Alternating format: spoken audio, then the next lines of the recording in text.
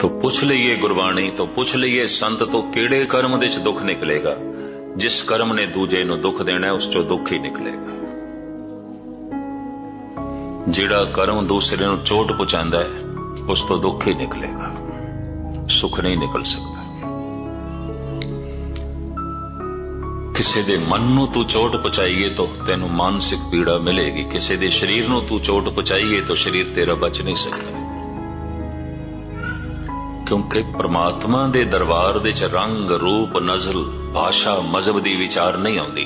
तेरा रंग कैसा है, तेरा रूप कैसा है, तेरा मजहब की है, तेरा मुल्क कैसा है, तेरी भाषा की है, तेरा वर्ण की है, तेरी जात पात की है। परमात्मा इस दी विचार नहीं करदा, फिर किस दी करदा है? करमे करमे होए विचार, सच्चा आप सच्चा दरबार। उस सच्चे दे दरबार दे च केवल कर्मां दी विचार, और कुछ भी नहीं। तेरा मजहब की है, तेरा मुल्क की है, तेरा रंग रूप कैसा है, तेरी भाषा की है, जात पात की है, गोत की है, घराना की है, कुछ भी नहीं। कर्म की है। कर्मे कर्मे होए विचार। दुख है तो समझ लेना कोई ऐसे बीज बोए गए ने। अक्सर मनुख कह देंदा है पता नहीं ये दुख क्यों है। दरअसल बीज अज बोया है तो फल अज ते है नहीं।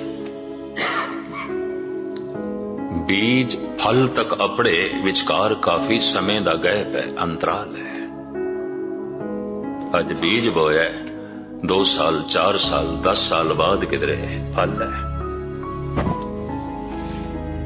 तो कई दफा पता ही नहीं चलता है ये दुख पता नहीं किहड़े बीज दा फल है, मैं कदों बोया सी। श्री कबीर कहते हैं अपने कर्म की गत मैं क्या जानू, मैं क्या जानो बाबा रे। हे प्रभु मैनू कुछ नहीं पता, मैं नहीं जानता। क्यों? तू ऐसा नियम बनाया, तू ऐसी मर्यादा बनाई है, बीज हुण बोईए ते हुणे फल नहीं है। उड़ीक करनी पड़ेगी, उड़ीक करनी पड़ेगी। मैं कणक अज बोई है, अज कणक नहीं है। मैं अज अंब दा बूटा लाया है, अज मैनू अंब नहीं मिलने। मैं अज अंगूर दी बेल लाई है, अज अंगूर कोई नहीं। आदमी फल लई, फुल्लां लई, अन्न लई 6 महीने, साल, 2 साल, 5 साल, 10 साल इंतजार कर सकता, करता है। सारी दुनिया चाहती है।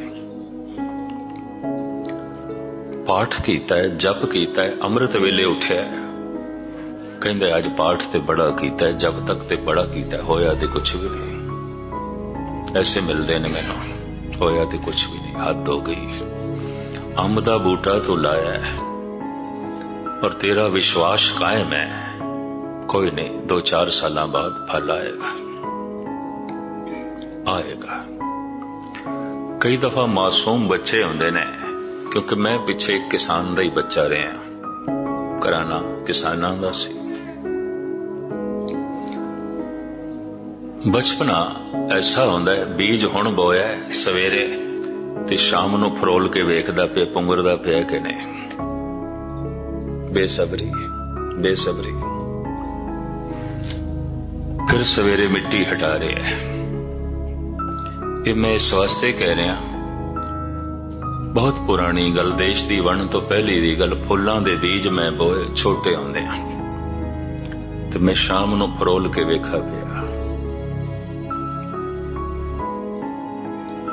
मां कहने लगी की करने, सवेरे ते बोए ने, मैं कह देखदा पिया पुंगरदे पे ने कि नहीं, सबर कर, 5-10 दिन सबर कर।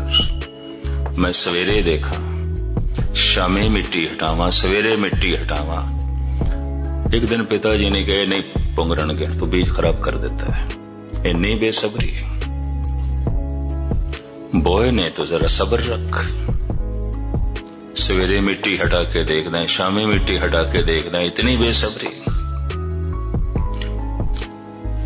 किते थोड़ा जिहा पाठ सवेरे कीता है, गुरुद्वारे आके मत्था टेकिया, किधरे कड़ा प्रसादी देग भी कराई होगी, चलो लंगर भी कराया होगा, गुस्ताखी माफ।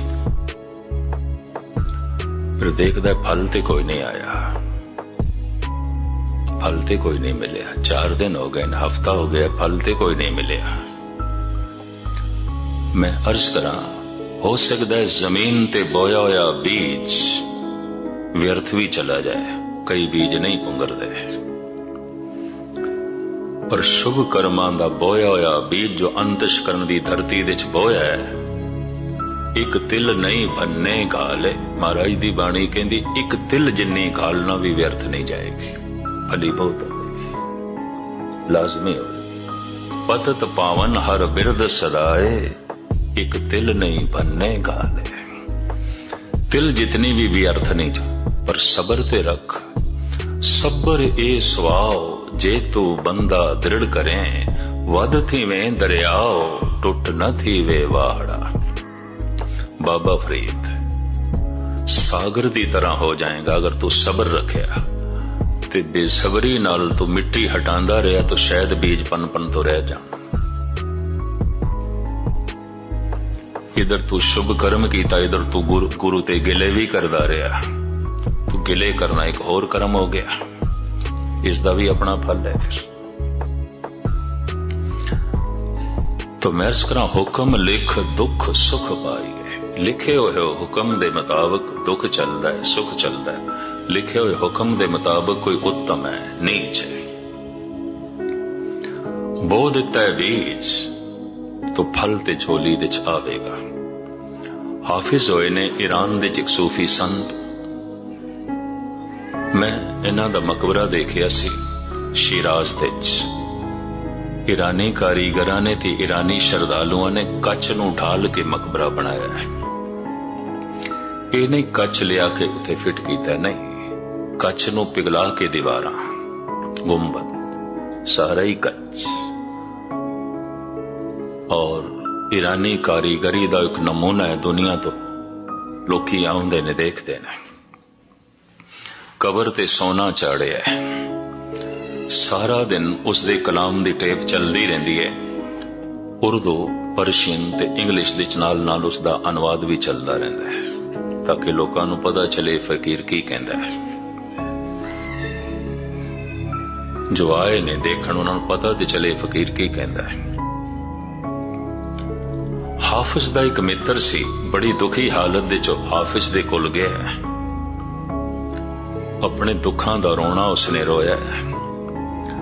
तो हाफिज दा एक कलाम मैं थोड़े सामने रखा, वो कहंदा है, यार रा खुद करदा ला इलाज नेस्त। ध्यान नाल सुनना, यार रा खुद करदा रा इलाज नेस्त। करदनी ख्वाहिश ओ आमदनी पेश। ऐ मेरे मित्र, जो तू कर चुके हैं इहदा इलाज मेरे कोल नहीं है। जो तू बो चुके हैं इहदा इलाज मेरे कोल नहीं है। जो तुम बो चुके हैं ये फल झोली दे च पाण नूं राजी हो जा। मैं कुछ भी नहीं कर सकता। क्यों? ये विधान खुदा दा है, मेरा नहीं।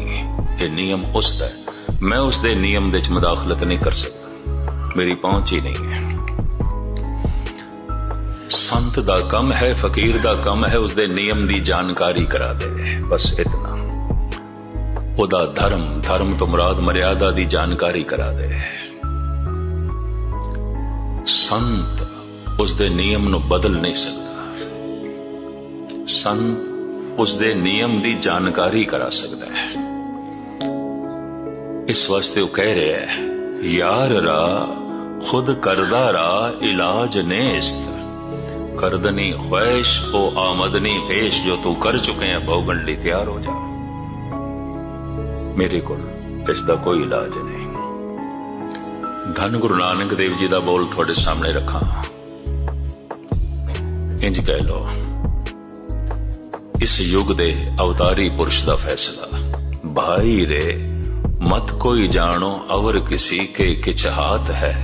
सब करे कराया जरा मरा ताप सिरत साप। सब हर के वस है लाग सके ना बिन हर के लाया।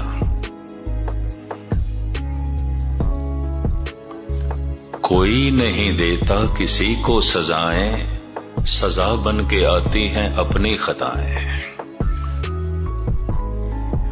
गुरु नानक देव जी महाराज कहते ने मत कोई जानो और किसी के किच हाथ है, किसी दे हथ च कुछ भी नहीं है। जो तू कर्म कीते ने उन्हां दा ही रब्बी फैसला तेरी झोली च पे है और कुछ भी नहीं है। कोई किसी नू सजा भी नहीं दे सकता। हाँ दिखाई देंदा है उन्हें चोट पहुंचाई है, उन्हें चोट पहुंचाई है। कोई नहीं देता किसी को सजाएं, सजा बन के आती हैं अपनी खताएं। अक्सर ही ऐसा होता है। एक संत नू समझ आ जाती है। मैं पढ़ रहा सी एक दिन इतिहास, महात्मा बुद्ध चल रहे सन ते पत्थर नाल ठोकर खा के गिर गए। उठदे सार फिर पत्थर नू नमस्कार पे कर दे। नाल उन्हां दा चचेरा बिरा आनंद सी कहन लगे इस पत्थर नू चुक के परे सुटिए। उन्होंने वाकई चुक के एक पासे भी कर दिता। ये कोई मत्था टेकण दे लायक है? थोड़ा पैर जख्मी कर देता है। महात्मा बुद्ध कहते आनंद एक कर्जा सी निबड़ गया, निबड़ गया। तू हुण होर कर्जा ना चढ़ा मेरे ते। एक कर्जा सी मेरा निबड़ गया, इस जख्म लगे निबड़ गया। नहीं तो छोटी जी चोट भी शायद किधरे अगले जन्म का कारण ना बनती। निबड़ गया। मैं इस वास्ते धन्यवाद किया है। ए पत्थर इस जिंदगी च मिल गया चंगा है, एक बाहर ले गया। इस तरह के सोचने वाले भी हैं। इस वास्ते गुरु नानक देव जी महाराज कहते ने हुक्म लिख दुख सुख पाइए। तो लिखिया होया की है कर्मे कर्मे होए विचार सच्चा आप सच्चा दरबार। चूंकि कर्मानुसार दुख ते सुख है ते बनाया परमात्मा दा नियम है। इस वास्ते भगत कहते सब कुछ तेरे हाथ च, नियम ते तेरा बनाया, कोई साडा थोड़ी बनाया है। भगतां दी गल समझ दे च नहीं आई। जब भगत कहते सब कुछ तेरे हाथ च है तो तेरे हाथ तो मुराद ये नियम तू बनाया है, असी नहीं बनाया। साडा कुछ भी नहीं है, ये नियम तेरा बनाया। इस वास्ते सब कुछ तो है, सब कुछ तो है। नानक हुक्मे जे बुझे ता हाँ मैं कहे ना कोई। जिसनों इस हुक्म की समझ आ जाए कि संसार एक मर्यादा है और एक लीला है, एक तमाशा है। लेकिन लीला ते मर्यादा दे कर्म दी जिम्मेवारी सिर्फ मनुख दी है। ये भी उसकी लीला, ये भी उसकी मर्यादा। पशु की जिम्मेवारी नहीं है। अगर पंछी दरख्तां तो फल खा जाते ने ते दरख्त किसी बागबान दे ने चोरी का इल्जाम उन्होंने ते नहीं आयद हो सकता। प्रकृति वालों इस तरह की उन्होंने खुल है।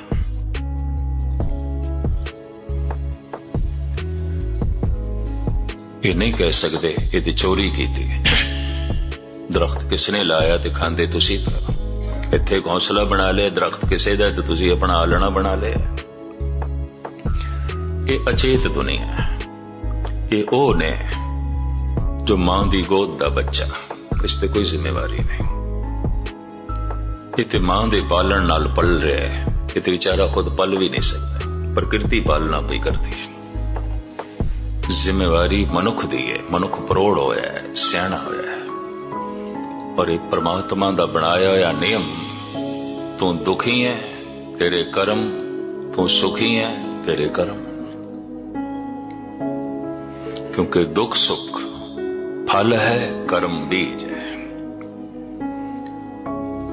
और किसी दा बोया होया बीज कोई दूसरा नहीं खा सकता। ऐसा होंदा है प्यो ने बीजिया जमीन दे पुत्र फसल वड़ रहे। अंब दा बूटा प्यो ने लाया सी, अंब खा रहे ने पोतरे। पर कर्मां दा बीज जो असी पाउंदे अपने अंतਿਸ਼ਕਰਨ दी धरती दे च ते आप बीज आपे ही खाए, दूसरा नहीं। खुद बीजदे हैं, खुद खांदे हैं। मेरे दुख नूं देख के मेरी मां अफसोस ते कर सकदी, मेरा दुख वंड नहीं सकती।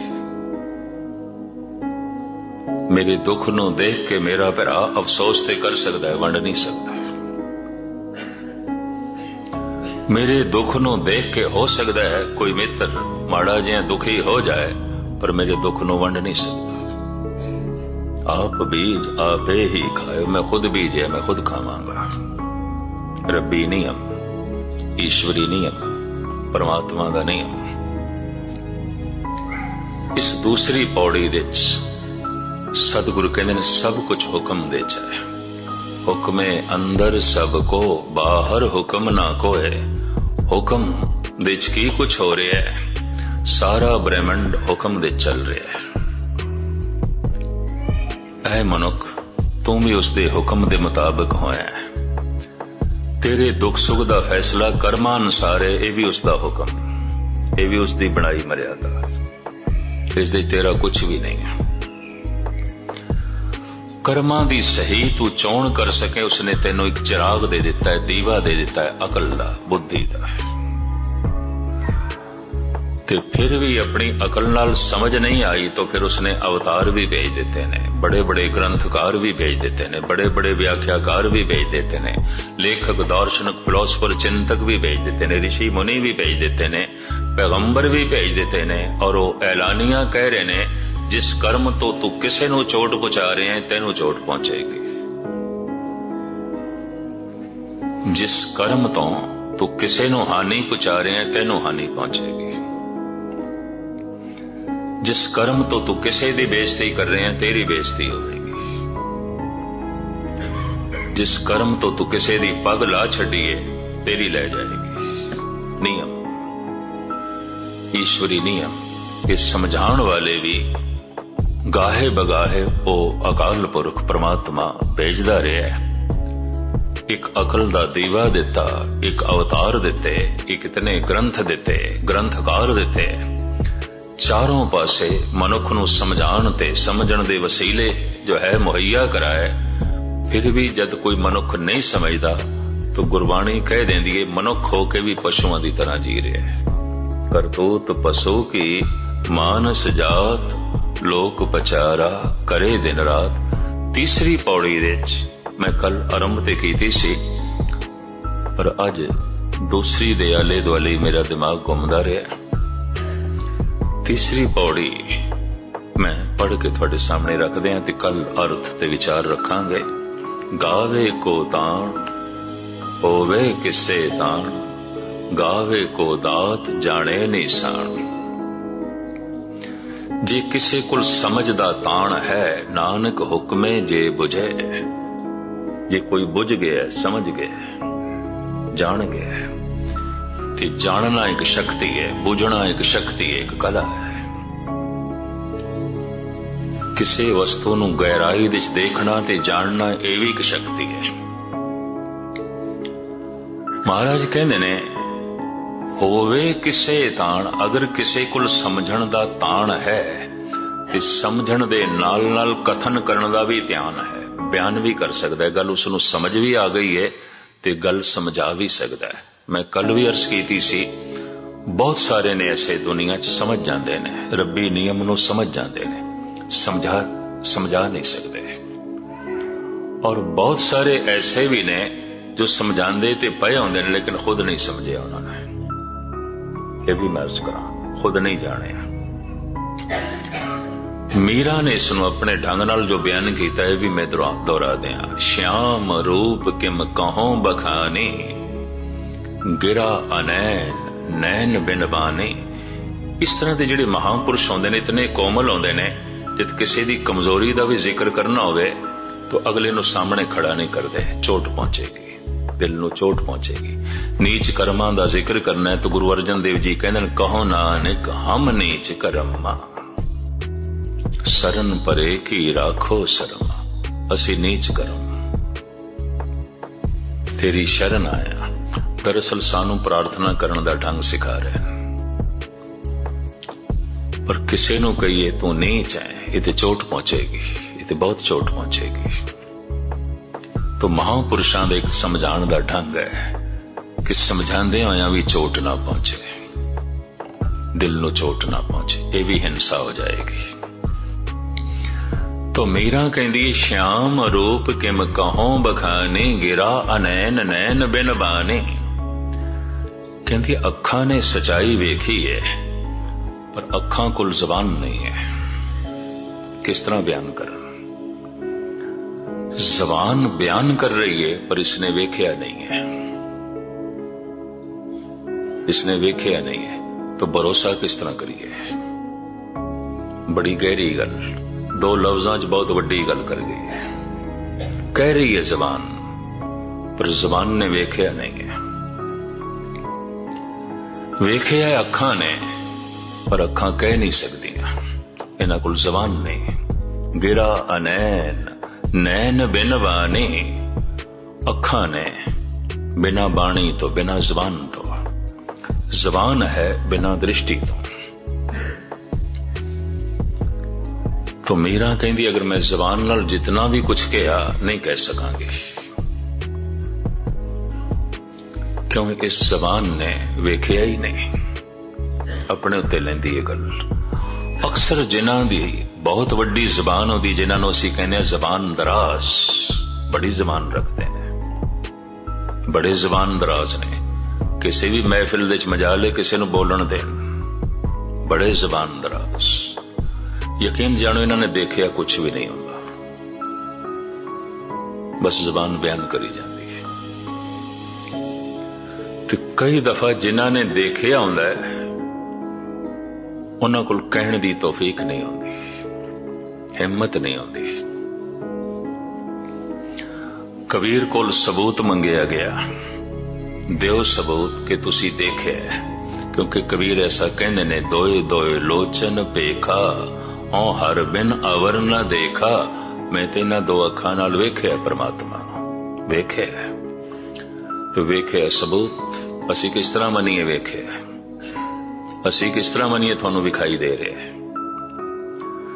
तो कबीर कहंदे होर ते मेरे कोल कोई सबूत नहीं, मेरियां अखां ही सबूत ने, होर कोई सबूत नहीं। नैन रहे रंग लाई अब बेगल कहन ना जाई।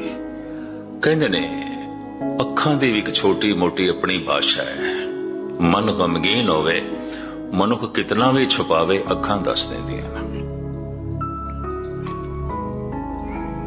मन विच देख के किसी नूं घिरना पैदा होईए ते जबान नाल कितना भी आखे मित्र तेनूं वेख के बड़ी खुशी होई है, अखां ही दसदियां पियां ने कम वक्त किथों मिल गया, एक में मिल गया। अख सच्चाई बयान कर रही है।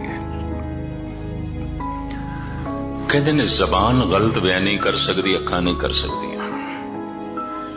परमात्मा ने तौफीक दिती ही नहीं, ये शक्ति दिती ही नहीं। इस वास्ते फौरन पता चल जाता है ये मनुख जबान नाल ते हां कर रहा है, इहदी अखां ना कर रही है। इस जबान नाल कह रहा है तेनों मिल के बड़ी खुशी हुई, इहदियां अखां कह रही हैं जरूरी काम ते जा रहे सी, किथों मिल गया, वक्त जाया करेगा, समा जाया करेगा। श्याम रूप किम कहों बखानी, गिरा नैन नैन बिन बानी। धन गुरु नानक देव जी महाराज कहंदे ने होवे किसे ताण, जे किसे कोल समझण दा ताण है ते समझण दे नाल नाल कहण दा भी ताण है। गल समझ दे च भी आ गई है ते गल बयान भी कर सकदा है, वो तबका कह रहा है गावे को ताण। परमात्मा एक शक्ति है, ताण है, व्यक्ति नहीं है। वो एक शक्ति है, वो व्यक्ति नहीं है, वो एक महान पसरी हुई शक्ति है। इसका खुलासा जिस ढंग नाल गुरु नानक देव जी महाराज करनगे इस पौड़ी विच, तुझ बुद्धि अनुसार मैं कल थोड़े सामने रखांगा। और मैं एक दफा फिर दोहरा दिया, धन गुरु नानक देव जी दी, गुरु ग्रंथ साहब जी महाराज दी बाणियां विचों सब तो ये विखड़ी बाणी है, औखी बाणी है। और इतनियां इसदियां बारीकियां ने कि कोई भी व्याख्याकार दावे नाल नहीं कह सकता इस तो हुण अगे कोई गल नहीं है। ते इसे पौड़ी विच महाराज कहंदे ने कथना कथी ना आवे टोट, कथ कथ कथी कोटि कोट कोट। करोड़ां तरह दे कथाकारां ने करोड़ां तरह दियां कथनियां करोड़ां वार कीतियां ने। ए परमात्मा तेरी गल मुक्की नहीं, तेरी कथा मुक्की नहीं, कोई नहीं कह सकता इस तो अगे तेरी कोई गल ही नहीं है, पूरी गल तेरी नहीं आखी जा सकती। फिर भी कथा अकथ रहेगी, हर की अकथ कथा है निराली। फिर भी कथा अकथ, भावें कथन कीता है फिर भी नहीं कथन कर सकिया, भावें बहुत कुछ आखे फिर भी नहीं कह सके। इस वास्ते साहिब कहते भावें करोड़ां तरह दे कथाकार अज तक हो गुजरे ने और करोड़ां तरह दियां कथनियां कर चुके ने और करोड़ां तरह दे कथाकार करोड़ां तरह दियां कथनियां कर रहे ने, पर हे परमात्मा तेरी कथा खत्म नहीं हुई। कोई कह नहीं सकते इस तो अगे हुण कोई गल ही नहीं है, की करिए। कथाकार मुक जांदा है, कथा करने वाले दी सोचनी मुक जांदी है, ओदा समा मुक जांदा है, जीवन मुक जांदा है, रब दी कथा नहीं मुकदी। ओदी कथा अगम्य असीम जिस ढंग नाल धन गुरु नानक देव जी महाराज इस तीसरी पौड़ी च बयान करनगे मैं कल अर्ज करांगा। थोड़ा जिहा समा ज्यादा ले गए कि मैं करनी कोशिश करांगे कल तो समय सिर समाप्ति